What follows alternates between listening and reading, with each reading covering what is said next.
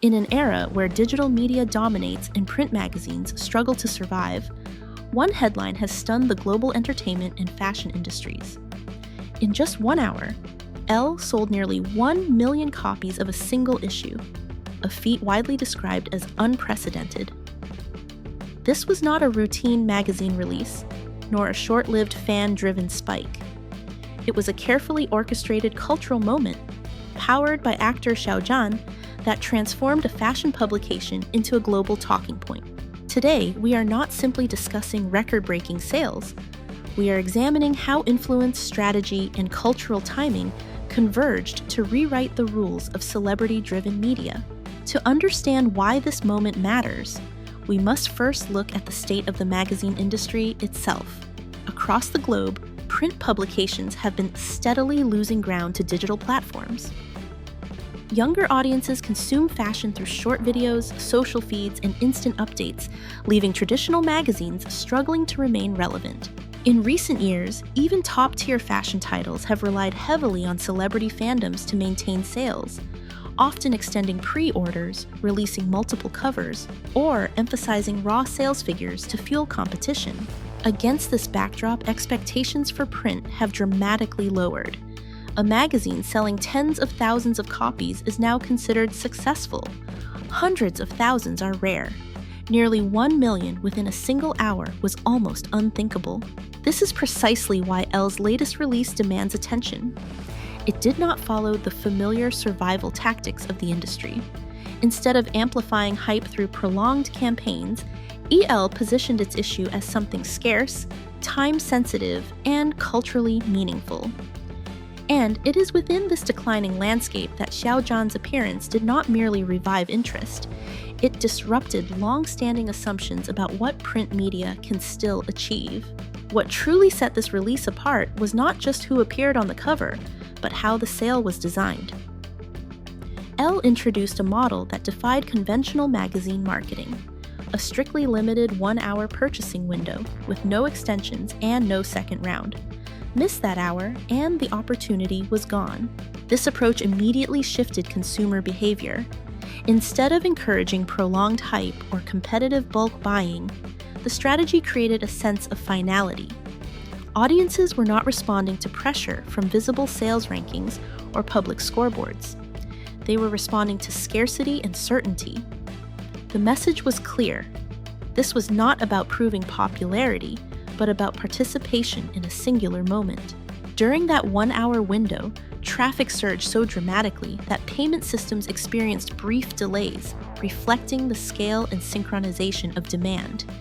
Yet notably, ELLE chose not to release detailed real-time sales figures. By removing numerical competition from the equation, the focus moved away from quantity and toward value. This combination, time restriction, limited access, and controlled transparency, transformed a commercial transaction into a cultural event. It was not a race, it was a moment. And that distinction became the foundation of its extraordinary success. At the center of this phenomenon stands Xiao Zhan, yet his role in this success is defined less by promotion and more by restraint. Unlike many celebrity-driven campaigns that rely on overt calls to action, Xiao Zhan did not publicly encourage bulk purchasing, nor did he amplify sales achievements once the window closed. This absence of spectacle was deliberate and powerful. In today's attention economy, visibility is often equated with value. Xiao Zhan challenges that assumption.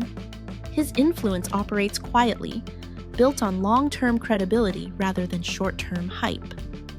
Years of consistent work in film, television, and fashion have established him as a figure whose presence alone signals quality. As a result, audiences respond not out of obligation, but out of trust. This dynamic reshaped the tone of the campaign.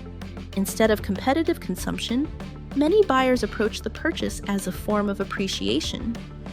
One copy was enough. Ownership was symbolic rather than performative. In doing so, Xiao Zhan's image aligned seamlessly with ELLE's controlled and minimalist strategy. What emerged was a rare balance, immense commercial impact without aggressive self-promotion. Xiao Zhan did not dominate the narrative. He anchored it. And in an industry often driven by excess, that quiet authority proved to be his most compelling asset. Beyond sales figures and strategy, the substance of the magazine itself played a crucial role in sustaining its impact. This was not a disposable issue designed for quick consumption. ELLE positioned the publication as an object of lasting value, anchored by a carefully constructed 4-season concept that emphasized mood, texture, and narrative rather than spectacle. Each visual chapter reflected a different emotional state, allowing Xiao Zhan to move fluidly between softness, clarity, restraint, and stillness. The styling avoided excess, while the photography favored natural light and authentic detail. Rather than presenting an idealized image, the editorial focused on atmosphere and presence, elements that invite repeated viewing. This creative direction resonated strongly with readers. On social platforms, the issue was frequently described as archival, collectible, and timeless. Many viewers noted that it felt closer to an art book than a commercial fashion product.